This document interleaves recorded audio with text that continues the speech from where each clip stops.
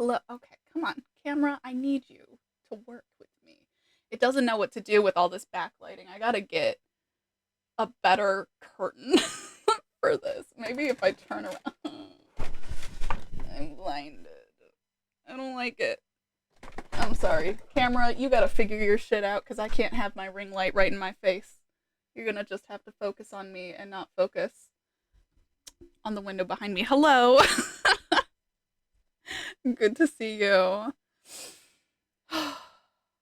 We are starting a new series, which is fun. It's going to be probably monthly, except for on months that I don't have the energy to do it.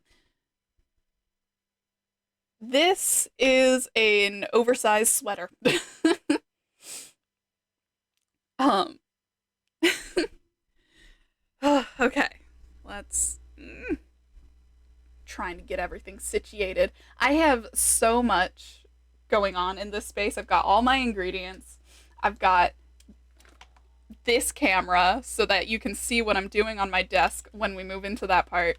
There's so much happening. Anyways, but the biggest thing is that I am going to be like forgetting what I'm saying. First of all, I'm going to be please, please, I beg of you, stay focused on me. You don't need to look at the window camera. It's okay. Yeah, I would have done it in the kitchen, but the thing is that I didn't want to. there's just there's too many screens, there's too many wires. It's not a very big thing, so it's easier to do in the office, to be honest. Even if it's a little crowded, I'm less crowded and overwhelmed than I would be in the kitchen. Also, up here, it's easier to have my microphone and then you can hear me. And so, yeah, it's not that big of a thing. So yeah, it was just easier. Even if it is crowded with the light behind me. But yeah. So so I'm going to also be filming this, and then I'll edit it into like a more concise little thing, which will be edited and put onto my lifestyle channel, so that'll be fun. And that is the plan. So, yeah. So basically, I might record like you're gonna hear me do the intro part here in a second, and then everything else will be pretty normal because the chat will be on the screen, so they will know that I was talking to people. I just feel like I've got to do the intro part. So yeah, I feel oddly self-conscious about that, but it does feel like the most efficient way to do it. Otherwise, I will just never go back and record that part. So I should do it now. I should do it now. I've seen other streamers do this when they do like they're so much braver than me. So, but yeah. But to give you guys a quick overview, we're gonna okay. Why? You were doing so good. Why are you no longer doing good?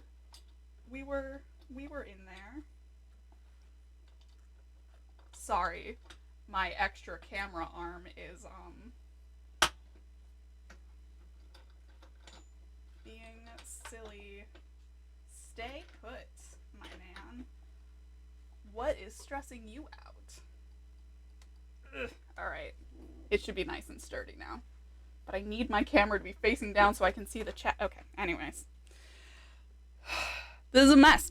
So, here's the itinerary. Here's what's going to happen. There's going to be a brief moment where I record the intro part for the actual video. And then I'm going to switch scenes. We're going to do a PowerPoint presentation. I'm going to talk about what yeast is, how we're harvesting it, all of that stuff. And then after all of that, we will switch over to actually putting everything together. And then if you have any questions, you can ask them. I'll record my outro. And yeah. So that's the plan. Yeah.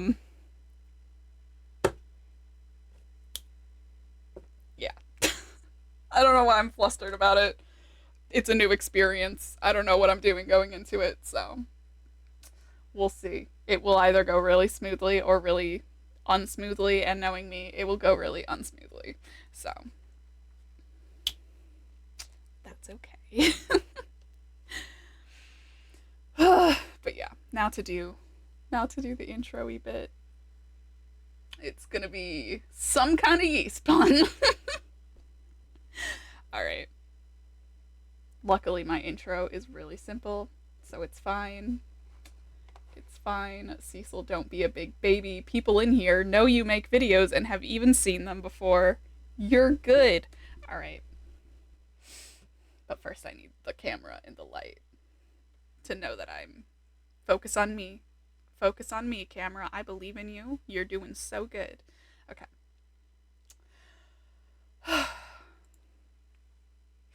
Hey, it's Cecil, and it's Sunday, and we are starting with a new series today. Also, hi, it's been a while since I've been on this channel. Sorry about that.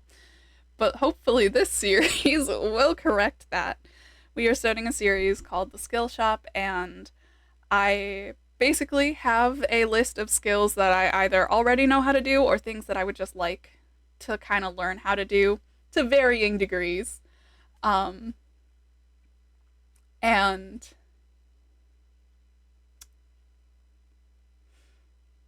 hello, brain.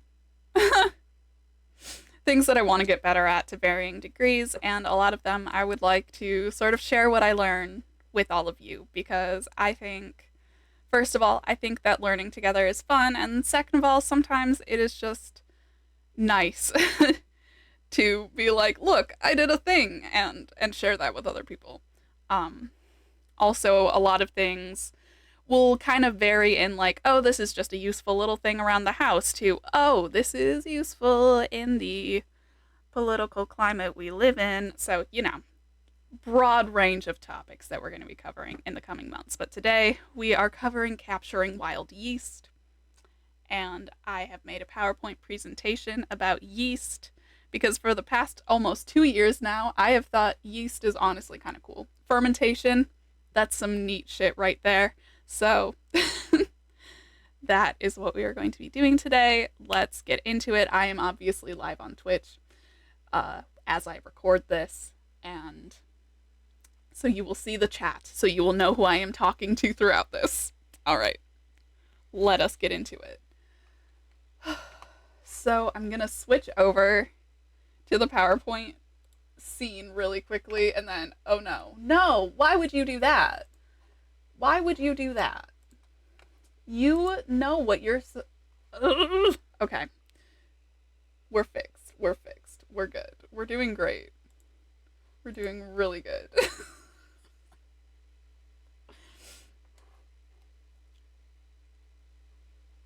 Okay. Anyways.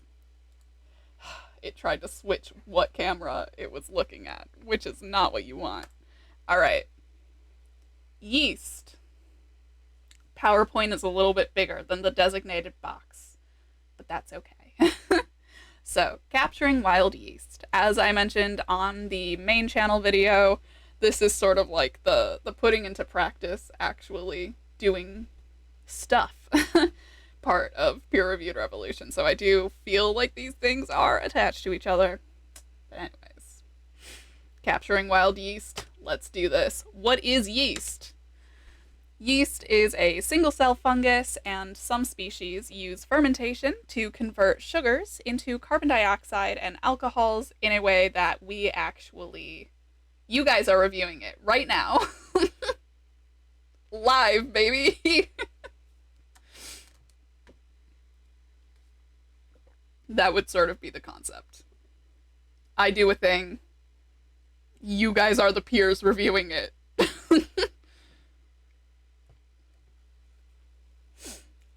Same thing with the writing, where it's like, I write what I'm thinking.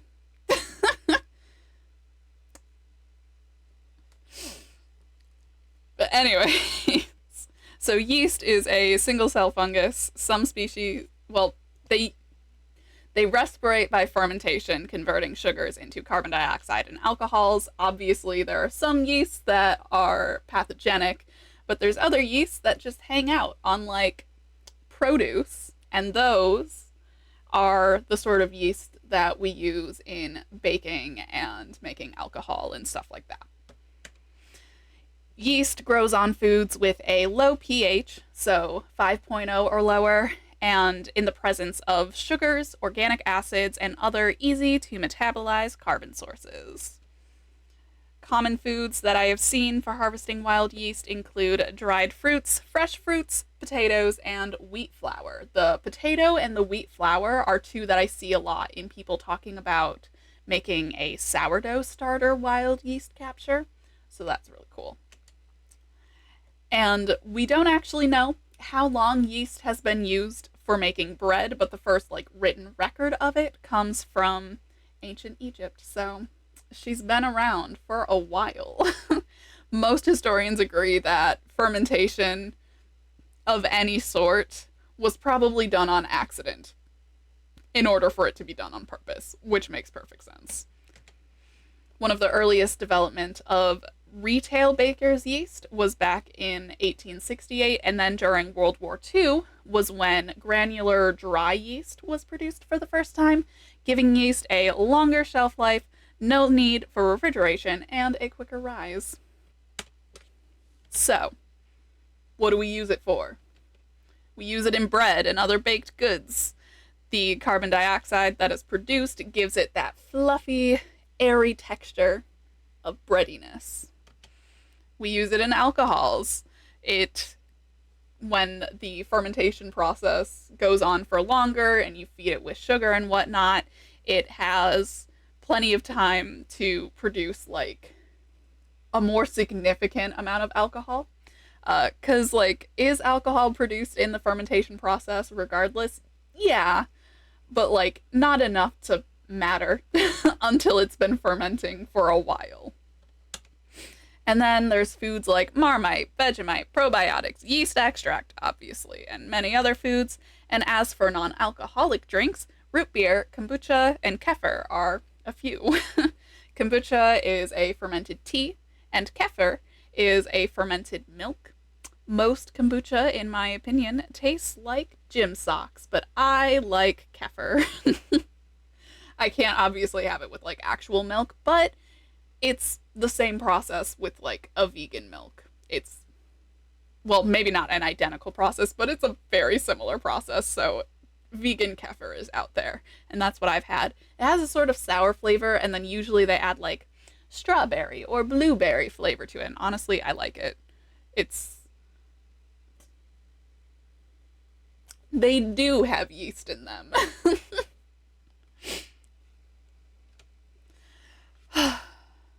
So, I have to also be honest, I don't really know what Marmite and Vegemite are, to be so real. I don't really know. But, how we capture this guy. Today, we are going to be using dried fruits, specifically raisins. It is important to make sure they are organic, because fermentation is a controlled spoilage process, and preservatives prevent spoilage. That's their whole shtick. That's what they're doing. So making sure there's not preservatives is important so that the yeast actually can grow. You can still do it if it's like got stuff on it. I've seen people recommend soaking the dried fruit like overnight in hot water to kind of break up some of the preservatives beforehand. So it's possible, but it's more convenient if there's just no preservatives. A disgusting paste from everyone that's tried it besides Ryan Reynolds. Awesome. I got this 2-pound bag of organic raisins. I'm definitely not using all of this today, but I do use raisins in other stuff, like, I don't know, muffins. So, yeah.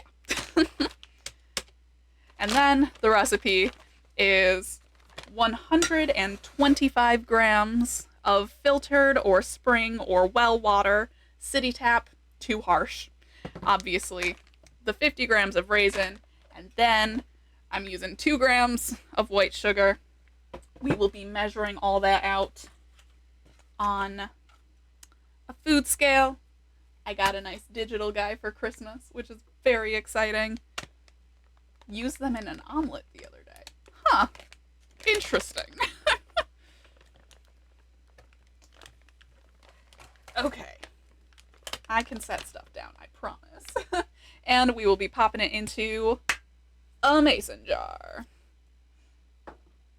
Any jar that seals will work.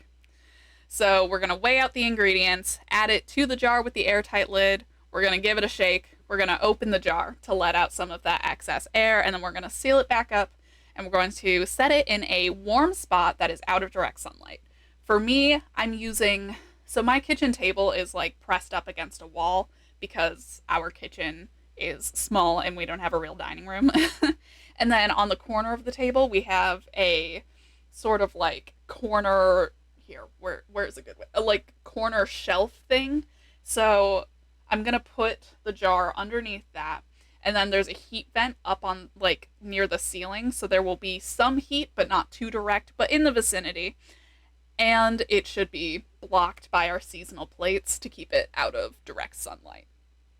So basically, yeah, make sure it's relatively warm, not in direct sunlight. And then the process. Twice a day, so about every 12 hours, we're going to give it a check. We're going to open the lid to let out the carbon dioxide buildup. We're going to seal it. We're going to give it a shake for about 3 seconds. And then we're going to open the lid again to let out more carbon dioxide. And then we're going to seal it again. This is vital, otherwise you end up with a yeast bomb. You can also leave it with a cheesecloth tied over the top if you need to be extra safe, and then only seal it during the times that you are giving it the old shakeroo, you know? Within a few days, the water will start to get cloudy, bubbles will form around the raisins, and the raisins will begin to float. Once all of the raisins are buoyant, the fermentation will be complete. Now, depending on how warm your climate is, will determine how long fermentation takes. Yeast prefers a bit of warmth. It needs to feel cozy in order to wake up properly. So this could be anywhere from 3 to 8 days. If you're somewhere where it is summer right now in the southern hemisphere or just in a warmer climate, it'll probably be closer to the 3 days. It is for being too bready. It'll probably be closer to 3 days if you're somewhere where it's warmer, and if you're somewhere where it is colder, like me here in Detroit, it is winter and it is chilly as heck, although we are having a little bit of a warm-up, but it'll probably be closer to the 6 to 8 day window, because something tells me, and I'm no expert, that warming up to almost 40 degrees is probably not good enough for the yeast. But of course, if you also have a really well-insulated house and your heat is on, and you have like good central heat or whatever, it might still not take that long. Yeah, crazy heat wave of 36 degrees. Once it is ready for use, we strain the water out of this jar into a jar without the raisins, and the raisins are still perfectly usable. You can use them to make some cookies or something if you would like. They are still fine. Use the yeast water right away or store in the fridge for up to 8 weeks. If you are storing it before you use it, make sure to give it about a tablespoon more of sugar and let it warm up out of the fridge to room temperature for about 8 hours so the yeast can wake up and get to work. 35 degrees warmer than it was like 2 days ago? True. It was cold as shit.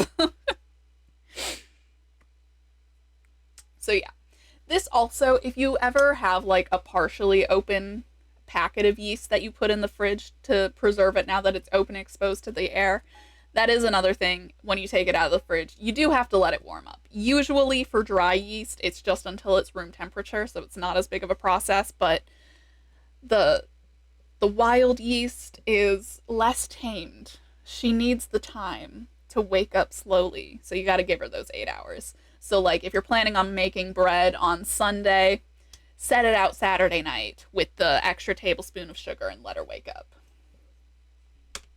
When making another batch, you can save some of the previous yeast water to help speed up the fermentation process the next time. So, using it in recipes. I took notes on this and then I turned these notes into this slide. First of all, wild yeast will not give the same effect as a uniform store-bought yeast. The flavor and the rise will be different probably every time because the exact species of yeast will vary. Obviously, as I continue making stuff out of this specific bag of raisins, it will probably be the same. It will probably be the same species of yeast because it's all in this one bag, right? But if I use a different batch of raisins, or if I use craisins or whatever, the yeast will likely be a little different. The flavor, the way that it behaves, it will also be different. Many people use their wild yeast to make a sourdough starter, and I know nothing about that, but I will find resources and I will share them when I also make the blog post portion of this, so that if you want to look more into sourdough stuff, you can do that. And as far as converting it into yeast, here's the beautiful table I made. The row that has the arrow pointing to it is what I see in the most recipes. So for about 1 packet of active dry or instant dry yeast, you will use about 20 grams of the fresh yeast water. I know that water is a 1-to-1 as far as milliliter to grams go. I don't know if the presence of the yeast will make it heavier. So I would measure the weight just to be safe. So that's generally the line that we are using. There is a proper website with a chart. That is another thing that I will link to when it comes time to the blog post part. That way, if you have more, it's a much bigger chart with a lot more rows. But this is this is a good general starting point. So, there are drawbacks to wild yeast. Of course, there's pros and cons to everything. It will be inconsistent. So if you're looking to make the exact same bread every single time, that's probably not going to happen. It only has an 8-week shelf life, so you've got to use it or you're going to lose it. It takes longer to wake up and rise, from what I've read from other bakers. The first few times you make it, it might not be super effective. A lot of people have said that it took 2 or 3 times making yeast water to get a good, effective, active, useful yeast. So it is a lot of a slow patience process. And you have to take care of it so that you don't make a yeasty carbon dioxide bomb. Take care of her. But the benefits. If you run out of regular dry yeast, you have a little backup. Great for sourdough starters if that's something that you're into doing. The feeling of having done something, the little scientific experiment, it has turned into a useful household item. Great feeling. 10 out of 10. I recommend. Wild yeast is very sleepy. She is sleepy. She needs time to wake up from her naps. In a way, aren't we all wild yeast? Feel that connection to our human ancestors. Can you imagine the first time somebody accidentally left out their bread dough overnight, and when they remembered to come back and bake it, it came up fluffier than it usually does, and they're like, hey, why did that happen? So they started experimenting with maybe leaving it out for longer and figuring out what the heck is happening and finding out how long you can do that before mold happens, and what is the peak fluff. That's cool. And now we get to also experiment with that. The children yearn for the experimentation and the learning. It's me, I'm the children.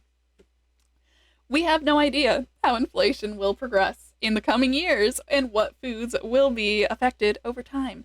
Knowing how to make something that you can use and share with your neighbors is always a useful thing, in my opinion.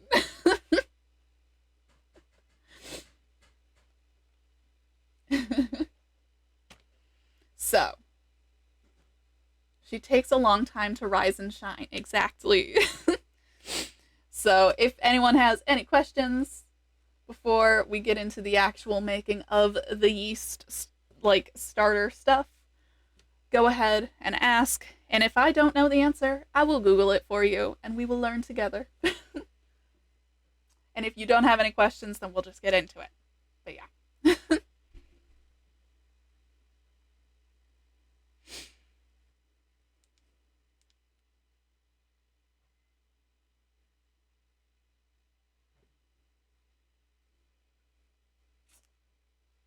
They have tiny cowboy hat, but do they ride tiny horse? Yes. The tiny horse would be the sugar molecules, I believe.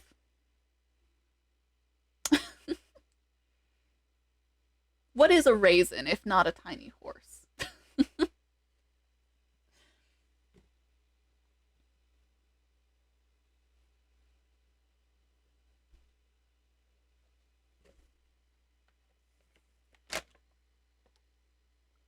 Honestly, yeah. What do you think a personified yeast might look like?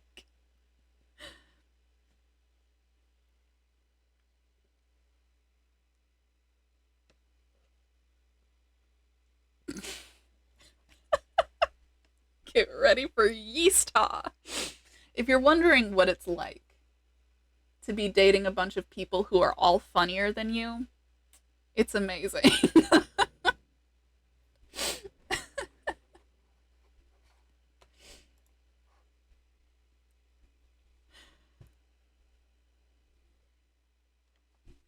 Yeah. I will start setting up my little area. I will.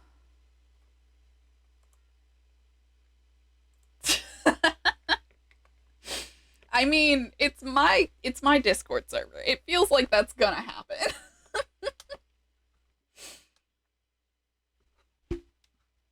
That's true. Saito is great at puns, truly.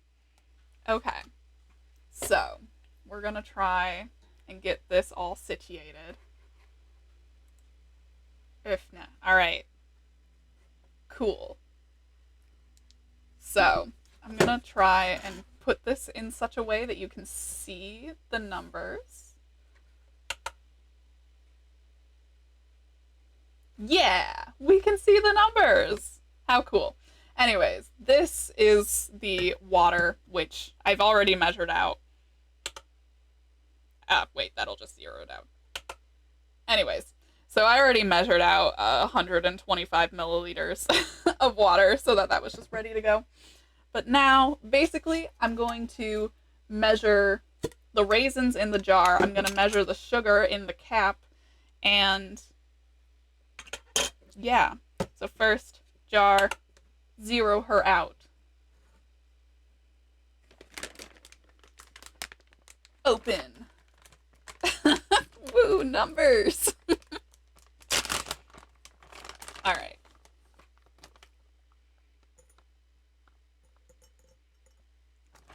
I imagine I will need to do more than this. Okay, we're looking for 50 grams.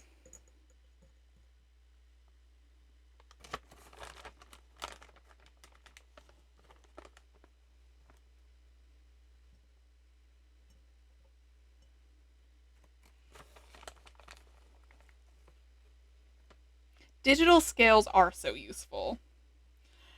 I didn't have a digital one until, well, literally this year. I don't know why my brain froze on that. And it's been a game changer because before I had the local idiot gets existential over the ability to zero out weights. So valid.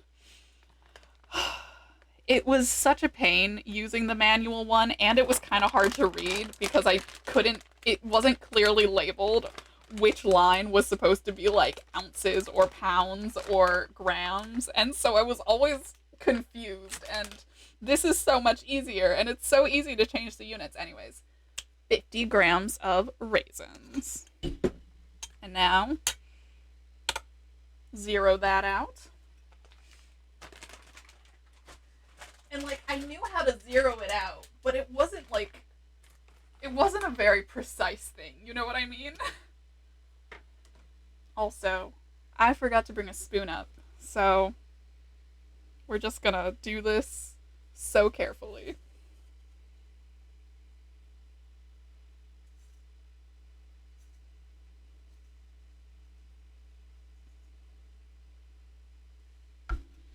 Hell yeah! 2 grams!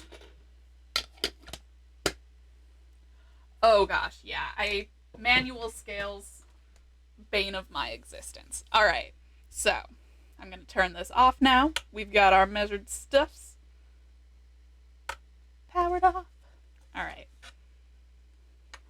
And now, I'm gonna get this in our jar with our raisins.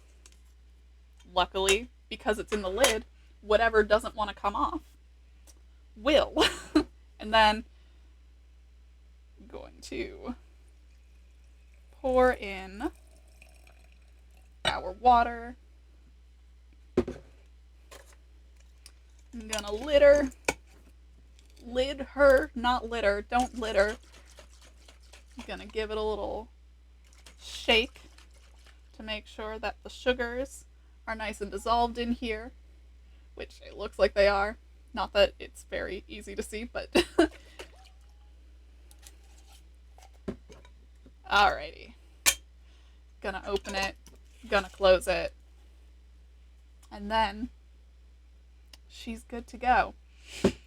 So over the next week, I will probably update you, not in the morning, but at the end of our streams, I will update you. We'll do the nightly yeast shake and talk about how it's going.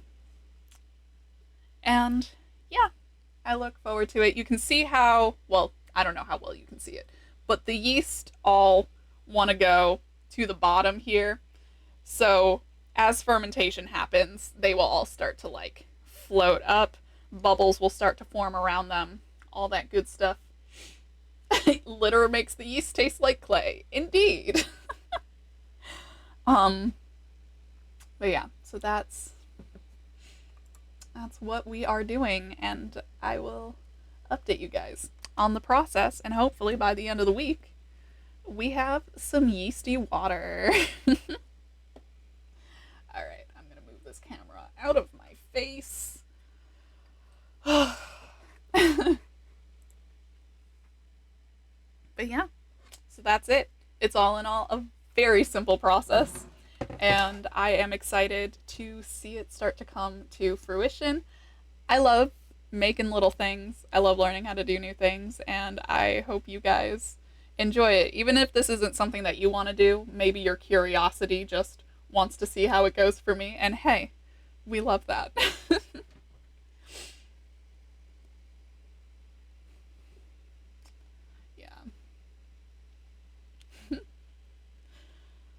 Stuff is cool. Camera, I am begging you. You have to know where my face is. You can't be trying to focus on the window. Alright.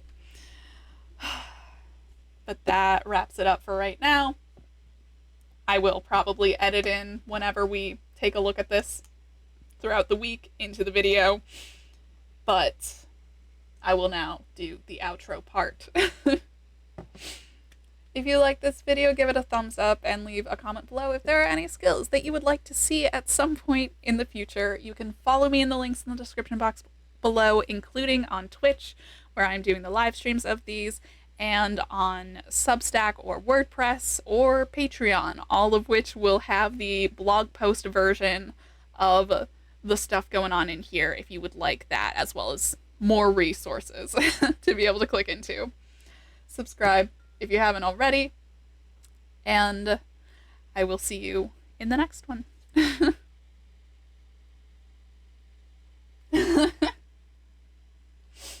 Yep. Alright, and now I'm gonna stop the recording part. Ciao. Alright, cool. Yeah, you're good.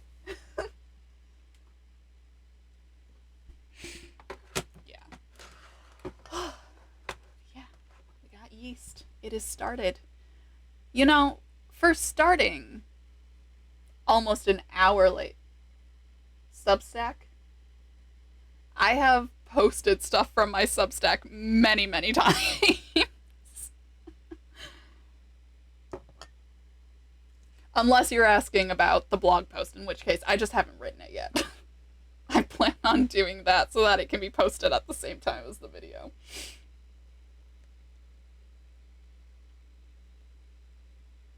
But, yeah. So,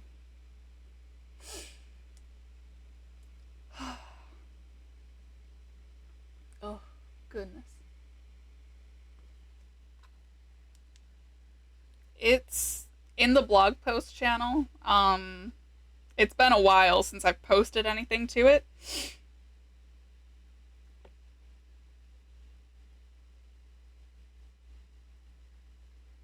Oh gosh, it's been a while. I haven't promoted. Oh, thank you. I haven't promoted myself since like September as far as that goes. But I'll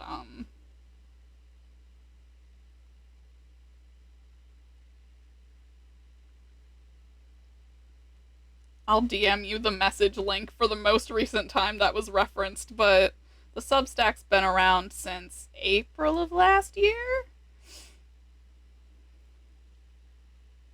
Yeah, no.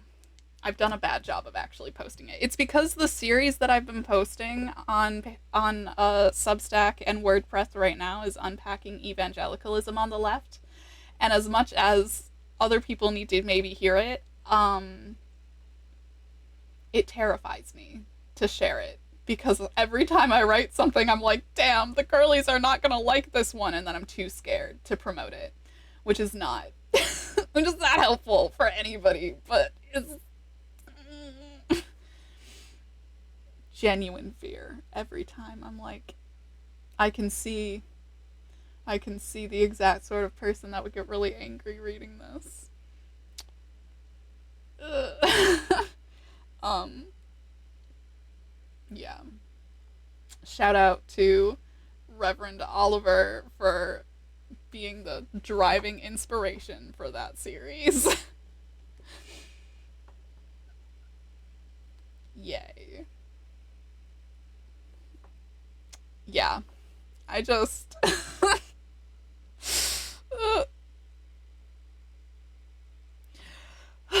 But yeah. So that's that. I am excited because once I wrap up this series, after doing a little break, I'm going to be moving into talking about taking care of our community's needs. Because I was like, I know Maslow's hierarchy of needs is a thing, but like, what if we collectivized that? Like, why is it so individualized? What if we collectivized it? And then I did more research, and it turns out that he, without crediting them, had studied the Blackfoot, one of the Blackfoot nations, and was like, wow, their society is really well taken care of. And then he used everything that he observed to come up with this hierarchy, did not credit where he got it from, and then it is. And then he colonialized it by making it super individualistic. So I'm instead going to be focusing on the indigenous wisdom and also use those categories as like familiar things, but note that they are not, yeah.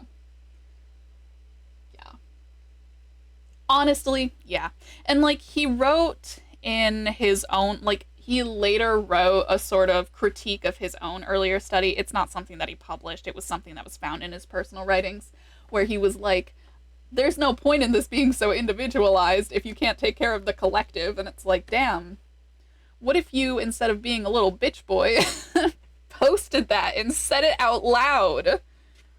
There was an academic who, I don't know if it was a sociolinguist, I think it was a sociolinguist, who fought so hard to try and credit his cat, even though no one ever actually kept in the part where he credited his cat for helping him come up with an idea. And you think you couldn't have fought harder to attribute any amount of knowledge to a people group. There was a guy fighting harder for a cat than you even tried for a group of actual human beings that you stole knowledge from. Yeah. Yeah. There is a guy who did that and wanted to, I think, put the cat as a co-author or something, and that was what got edited out. And then for a picture thing, submitted a picture of himself holding the cat, and then the cat got cropped out. But that guy... But that guy fought so hard for his cat's credit. And then Maslow is like, why even try? They'll just think I'm silly for crediting human beings. Loser behavior. Anyways. But that's that. But I have some stuff to do today, so I'm gonna go and do those things. And then later tonight, I will see you, and we will be playing Fall Guys together. So that'll be fun. I love being a falling guy. So yeah, I will see you for that. Take care. Have a good Saturday. Yep, in like 3 hours.